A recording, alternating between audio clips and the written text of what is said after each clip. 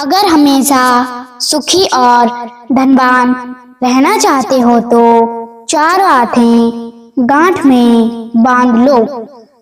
जय श्री कृष्ण साथियों, स्वागत है आपका राधे कृष्ण मुस्कान यूट्यूब चैनल पर।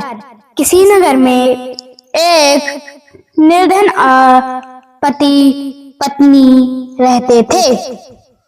संयोग से एक दिन उनके घर के पास तीन महात्मा जी आए। उन्होंने घर के बाहर से आवाज लगाई। तभी वो औरत अपने घर से बाहर निकली तो उसने देखा उसके घर के बाहर तीन साधु बैठे हुए हैं। औरत ने उनसे पूछा कि मैं आप लोगों को नहीं जानती, बताइए आप लोगों को क्या काम है? हम लोगों को आपके घर में भोजन करना है, महात्मा ने कहा। औरत कहने लगी, ठीक है, आप मेरे घर में भोजन कर सकते हैं, मैं आपको भोजन कराऊंगी, आप मेरे घर में पधारिए। महात्मा जी ने पूछा, देवी क्या तुम्हारे पति देव तुम्हारे घर में मौजूद हैं? औरत ने कहा, नहीं, वे कुछ दूर के लिए बाहर गए हुए हैं, थोड़ी देर में आ जाएंगे। तीनों साधुओं ने कहा, पुत्री तब तो हम तुम्हारे घर में प्रवेश नहीं कर सकते, हम तीनों तुम्हारे द्वारा पर ठहरे हुए हैं, तुम्हारे पति आ जाएंगे तब तुम हमारे लिए बुला लेना। बंधुओं, इस तरह वो तीनों साधु बैठे रहे। थोड़ी देर में उसका पति आया तो उसने साधुओं के बारे में बताया। पति ने उन्हें बुलाने को अपनी पत्नी से कहा।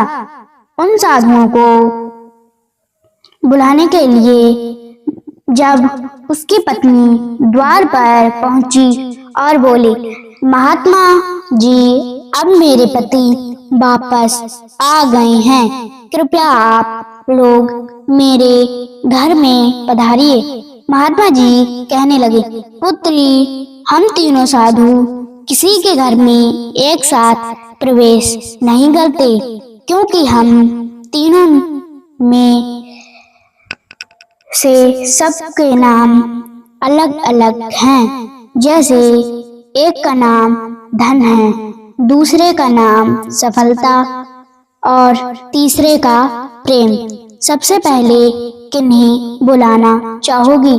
बंधुओं, महात्मा की बात सुनकर पत्नी भागती हुई अपने पति के पास गई और उन साधुओं के बारे में सब कुछ बता दिया। यह सुनकर वह बहुत प्रसन्न हुआ, कहने लगा, अगर ऐसा है तो एक काम करो, हम लोग बहुत गरीब हैं, जाओ पहले धन को बुला लाओ, उसके आने से हमारे घर धन दौलत से भर जाएगा और हम धनवान हो जाएंगे। पत्नी ने कहा, क्यों ना सफलता को बुला लें, उसके आने से हम जो कुछ भी करेंगे वो सफल हो जाएगा और फिर हम धनवान भी हो जाएंगे। पति कहने लगा, बात तो तुम्हारी ठीक ही है, पर सफलता के लिए मेहनत करनी पड़ती है और बिना परिश्रम के सफलता नहीं होती। इसलिए सबसे पहले धन को ही बुला लेते हैं। बंधुओं, इस तरह उन दोनों के बीच में बहस चलने लगी। बहस करते करते काफी देर हो गई और अंत में इस नतीजे पर आए कि सफलता और धन में शेष सबसे पहले कौन आना चाहेगा, उन साधुओं से ही आग्रह किया जाए। तब वह स्त्री झट से बाहर गई और साधुओं से आग्रह किया कि धन और सफलता में से दोनों में से पहले अग्रण आना नहीं चाहेगा। बात सुनकर तीनों साधुओं ने एक दूसरे को देखा और बिना कुछ कहे वहां से जाने लगे। उन तीनों को जाते देख वह स्त्री पूछने लगी, ठहरिए, ये तो बताइए कि आप तीनों में से कौन पहले आना चाहेगा। महात्मा ने उत्तर दिया, हम तीनों साधुओं सभी के द्वार द्वार जाते हैं। जो व्यक्ति लालच, बस धन और सफलता को ही बुलाता है, हम वहां से लौट जाते हैं। और जो अपने घर में प्रेम का वास चाहता है, उसके घर में बारी बारी से प्रवेश कर जाते हैं। इसीलिए कहते हैं, जहाँ प्रेम है वहाँ धन और सफलता की कमी नहीं है। लालची को आप सोने का पहाड़ भी दे दो, तब भी उसे कोई सुख नहीं कर सकता। जहाँ प्रेम नहीं है, वह धन लेकर क्या करेगा। प्रेम के बिना धन का कोई मूल्य नहीं रहता।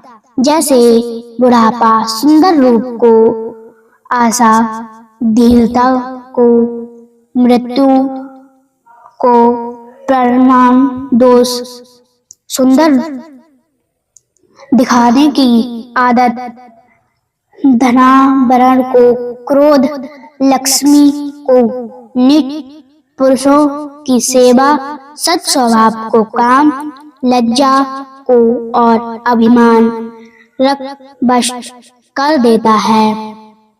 उसी तरह जहाँ आपस में कलह हो, वहाँ सफलता और धन नहीं आ सकता।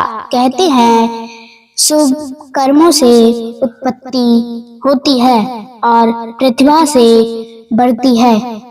चतुरता से जड़ जमा लेती है और समय से सुरक्षित रहती है।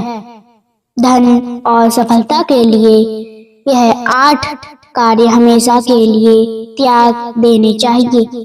पहला, शराब पीना। दूसरा, कलह करना। तीसरा, समाज के साथ बैर रखना। चौथा, पति पत्नी में भेद पैदा करना। पांचवा, कुटुंब वालों में भेद करना, वृद्धि उत्पन्न।